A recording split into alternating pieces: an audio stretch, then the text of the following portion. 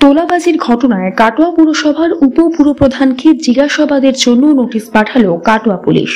মঙ্গলবার দুপুরে কাটোয়া শহরের কাছারিপাড়ার উপপুরপ্রধান লক্ষিন্দর মণ্ডলের বাড়িতে গিয়ে তার স্ত্রী শর্মিলা মণ্ডলের হাতে পুলিশ নোটিশ দিয়ে আসে।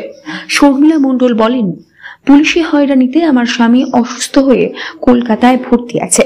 লক্ষিন্দর মণ্ডলকে এই পর্যন্ত 4 বার নোটিশ পাঠানো হলেও একবারও তদন্তকারী আধিকারিকদের সঙ্গে দেখা করেন তিনি। পুলিশ সূত্রে জানা যায়, আগে পুরপ্রধান লক্ষিন্দর মণ্ডলকে 17 সেপ্টেম্বর প্রথম নোটিশ পাঠানোর পর 19 এবং 20 সেপ্টেম্বর নোটিশ পাঠানো হয়েছিল।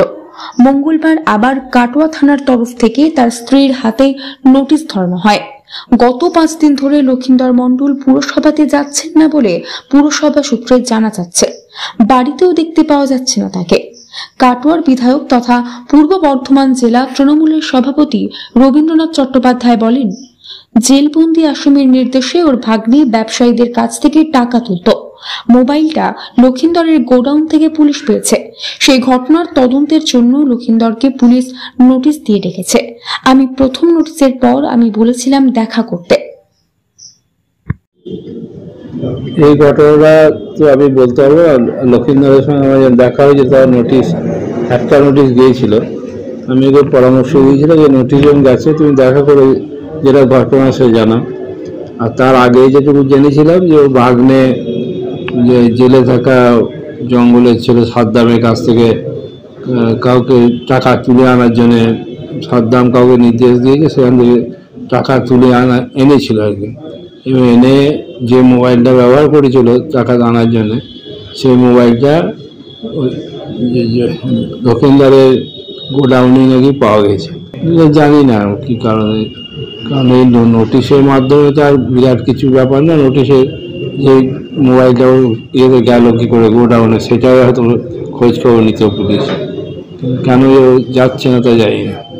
ওনার স্ত্রী সেটা তাদের ব্যাপার। আর লক্ষিন্দর নির্দোষও হতে পারে, কিন্তু পুলিশ তো একটা সূত্র ধরে তদন্ত করছে, অতএব পুলিশ তো নোটিশ পাঠাবেই। দলে এক্ষুনি তো ভাবার মতো অবস্থা হয়নি। 3-4 দিন 5 দিন একটা লোক বাইরে থাকতেই পারে। উপপুরপ্রধানের স্ত্রী শর্মিলা মণ্ডল বলেন, আমার স্বামীকে মিথ্যা অপবাদ দিয়ে পুলিশ হয়রানি করছে। সে সম্পূর্ণ নিরপরাধ, চক্রান্ত করে ফাঁসানো হচ্ছে। কি বিষয় মানে আমি কিছুই বলতে পারবো না। উনি দেখা করতে বলছেন, ঠিক আছে, কিন্তু আমার হাজবেন্ড তো পুরোটাই নিরপরাধ। কাটোয়া লোক এখনো না বললেও কিন্তু আগে জানতো, ঠিক আছে। আমার স্বামীকে যে হিসাবে নোটিশটা দেওয়া আসছে, ঠিক আছে, আমার স্বামী লোককে দিয়ে রেখেছে, ঠিক আছে, আজ পর্যন্ত, ঠিক আছে, কিন্তু আমার স্বামীকে মিথ্যা অপবাদ দিয়ে মানে পুলিশি হ্যারাসমেন্ট চলছে বাড়িতে। মানে আমার স্বামী তো অসুস্থ হয়ে পড়েছে, কলকাতায় ভর্তি আছে, আর আমরা বাড়িতে মানে আমাদের ঘুম চলে গেছে। আমার ছেলে ড্রাইভারদেরকেও পর্যন্ত তাড়িয়ে দিয়েছে। অত্যাচার, পুলিশি অত্যাচার কেন হচ্ছে আমরাও তদন্তে নামবো। ফাঁসানো হচ্ছে, মিথ্যা করে ফাঁসানো হচ্ছে। মিথ্যা অপবাদে আমার হাজবেন্ডকে মানে লক্ষিন্দর মণ্ডলকে ফাঁসানো হচ্ছে মিথ্যা অপবাদে মানে চক্রান্ত করে ওর বিরুদ্ধে পার্টি করছে। বর্ধমান জেলে থাকা সাদ্দাম শেখ নামে এক বিচারাধীন বন্দীর হয়ে কাটোয়ার ব্যবসায়ীদের কাছ থেকে তোলাবাজির অভিযোগে গত 13 সেপ্টেম্বর অমিত মণ্ডল নামে এক যুবককে কাটোয়া পুলিশ গ্রেফতার করে। অমিত মণ্ডল সম্পর্কে কাটোয়ার উপপুরপ্রধান লক্ষিন্দর মণ্ডলের ভাগ্নে। লক্ষিন্দরের পেঁয়াজের ব্যবসা দেখাশোনা করত সে। জেলবন্দি সাদ্দাম যে ফোনে তোলাবাজির নির্দেশ দিত, সেই মোবাইলটি লক্ষিন্দরের গোডাউন থেকে পুলিশ উদ্ধার করছে। পুলিশ এই ঘটনায় জিজ্ঞাসাবাদের জন্য কাটোয়ার উপপুরপ্রধান লক্ষিন্দর মণ্ডলকে 179 ধারায় বারংবার নোটিশ পাঠালেও হাজির হচ্ছেন না তিনি। Bureau report, news network 7।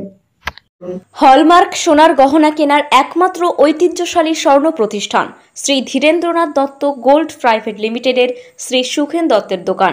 ঠিকানা কাছারি রোড, চৌরাস্তা, টেলিফোন ময়দান, কাটোয়া, পূর্ব বর্ধমান।